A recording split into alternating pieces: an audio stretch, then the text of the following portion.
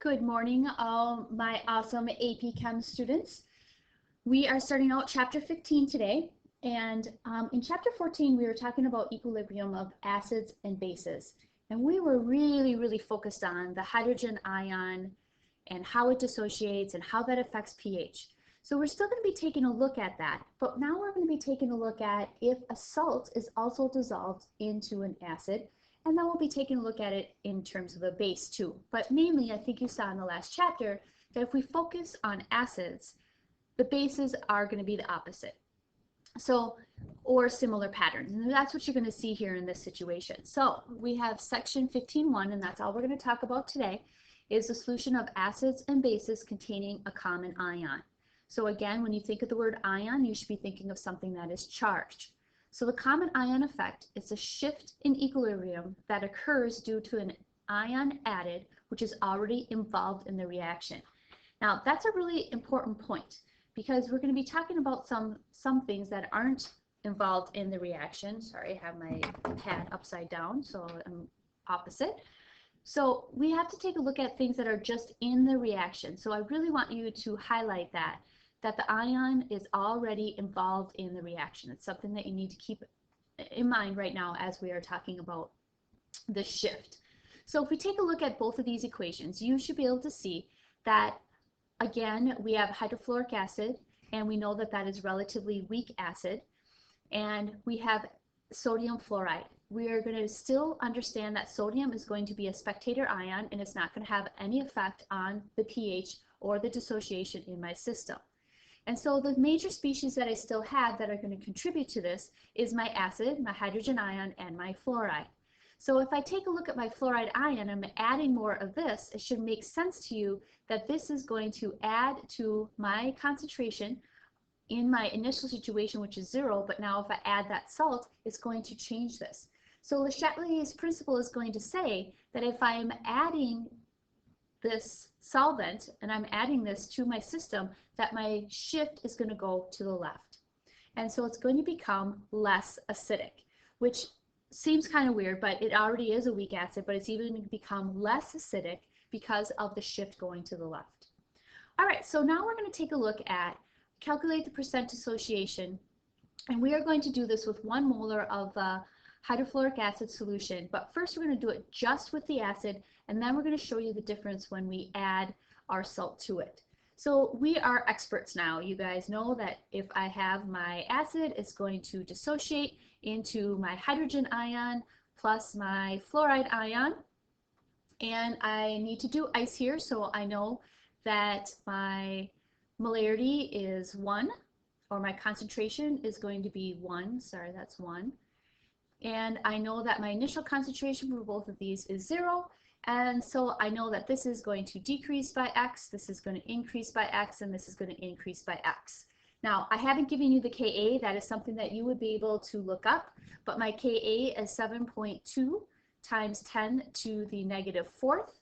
And again, remember, we're doing products over reactants, and so this would be x squared, and I can go ahead and drop this x right here because of this being to the -4th. It's very small, so this would be over 1.0 is my concentration. So when I go ahead and solve this, my x, which is going to represent my hydrogen ion concentration, which is what I need to find my dissociation constant, and that equals, if I punch that in, 0.0268. I don't really need 3 significant figures, so 0.027 would be just fine. So now if I know my percent dissociation, and I did calculate it, sorry, with the 0.0268, so I will just keep it that way. 0.0268, remember it's a hydrogen ion concentration over my original concentration of the acid, multiplied by 100 to get it into percent. And so in this situation, I'm going to have 2.7% of my acid has been dissociated. That number should show you that, yes, I do have a weak acid. Remember, if I have a strong acid, that dissociation constant would only increase. So what's going to happen now when I add a salt to my situation? I'm still going to take a look that when I see both of these equations, again, it is my fluoride ion that I am adding, and it still is my hydrofluoric acid that's going to be controlling the pH. So I still stay with the same balanced equation. So I still have my hydrofluoric at equilibrium. I'm going to have my hydrogen ion and my fluoride ion. In this new situation, I still have my concentration of 1 over here that has not changed. And does it tell us about the acid? Let's see. We didn't put in here the salt. We're just going to assume that it's the same. It should say that. Oh, yours does. When 1.0 molar NaF is added. I must have an older scan here. So yours does say that when 1 molar concentration of 1 is added of NaF.